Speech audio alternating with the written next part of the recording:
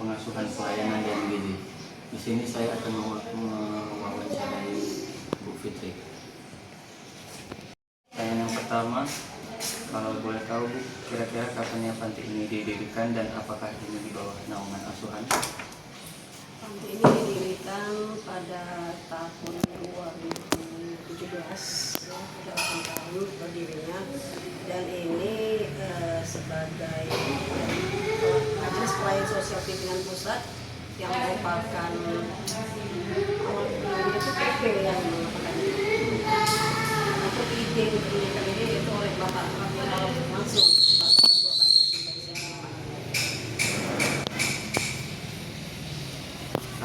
Kemudian sebelum didirikan pasti ada tokoh-tokoh di balik pendiri ini.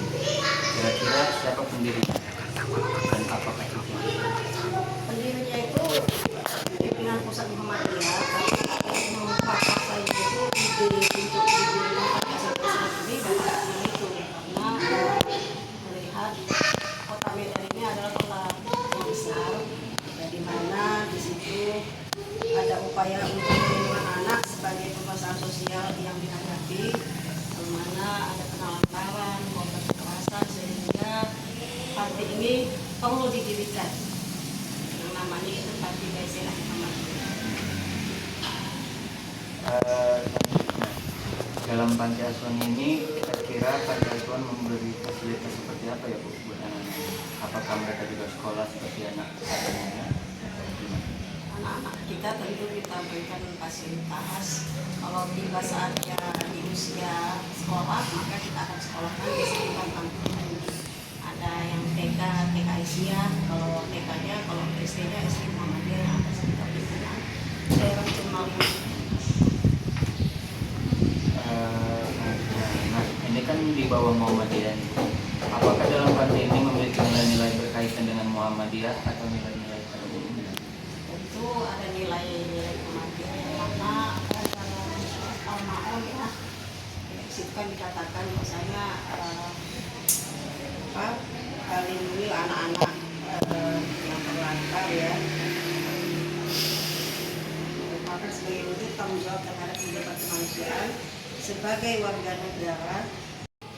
8. Tentang tantangan apa saja kira-kira yang paling berat bagi pengurus panti ini dalam menangani anak-anak tersebut, dan gimana sih cara para pengurus sehingga anak-anak bisa terkumpul menjadi satu keluarga?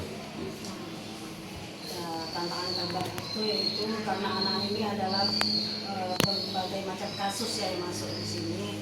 Ada yang penelantaran, gigi, adapun ada perempuan yang boleh gigi. Tentu dengan permasalahan tersebut itu kita menerima anak itu ya tentu mereka itu sepenuhnya belum tentu yang bisa kita harapkan sebaik-baiknya. Makanya di panti asuhan inilah yang kita ajarkan bagaimana nantinya ke depannya mereka bisa menjadi anak-anak yang lebih sehat, lebih baik, dan berkarakter, tentunya berakhlak dan beriman. Selanjutnya, harapan apa yang paling para pengurus harapkan dari pemerintah ataupun keluarga besar Muhammadiyah? Harapan kita kepada pemerintah, karena ini adalah titipan dari pemerintah, kita ini anak-anak kita berdasarkan perintah pemerintah. Jadi harapannya tentu haruslah diperhatikan, bukan hanya dititipkan saja, tetapi diperhatikan, dan kalau bisa ya memang dananya disupport gitu, agar anak-anak ini bisa lebih berkembang dengan fasilitas yang diberikan. Kalaupun Muhammadiyah tadi ya?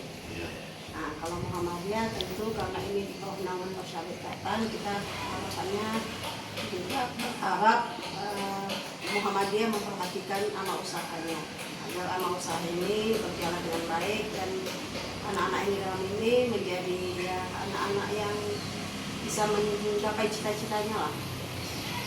Ibu, pertanyaan terakhir, kira-kira pesan apa yang ingin Ibu sampaikan untuk anak-anak yang ada di panti ini? Pesannya kepada anak-anak ini, karena memang inilah menjadi tanggung jawab kita, dan ini sudah menjadi anak kita juga ya. Harapannya kedepannya anak ini tentu bisa mandiri nantinya, bisa menjaga diri dengan dasar yang sudah kita berikan di panti asuhan, yaitu kalau dia nanti sudah menjadi orang tentu dia tidak akan lupa dengan di mana dia berada, dan dia akan menunjukkan kepada masyarakat bahwasanya walaupun kami adalah anak panti, tetapi kami bisa berkarya, bisa punya cita-cita, bisa menjadi anak bangsa yang baik. Sekian dari kelompok kami. Terima kasih Bu. Dalam yang namanya pendidikan itu pasti ada masalah di lingkungan tersebut. Lalu bagaimana cara para pengurus mengalami permasalahan anak-anak tersebut? Masalahnya itu terjadi di lingkungan sekolah, tentu kita tanyakan kepada guru. Ya, seperti kayak anak-anak itu dibully gitu. Iya, apa yang dihadapi, apa masalahnya. Ya. Itu kalau kita tanyakan, kalau gurunya mengatakan itu kesalahan dari anak kita, tentu kita akan menasihatinya. Tetapi kalau itu dari pihak sekolah, tentu kita minta sekolah yang menyelesaikan. Seperti kita tahu dalam pantai ini ada pesan yang namanya kebutuhan sehari-hari seperti beban pokok dan kebutuhan lainnya. Kira-kira dana tersebut dari mana Ibu? Dan itu kita dapatkan dari donasi para masyarakat sekitarnya maupun masyarakat yang berada di sekitar daerah ya Sumatera Utara inilah, nggak dibatasi dalam kota Medan aja, tetapi hati-hati ya dari luar provinsi juga bisa. Iya,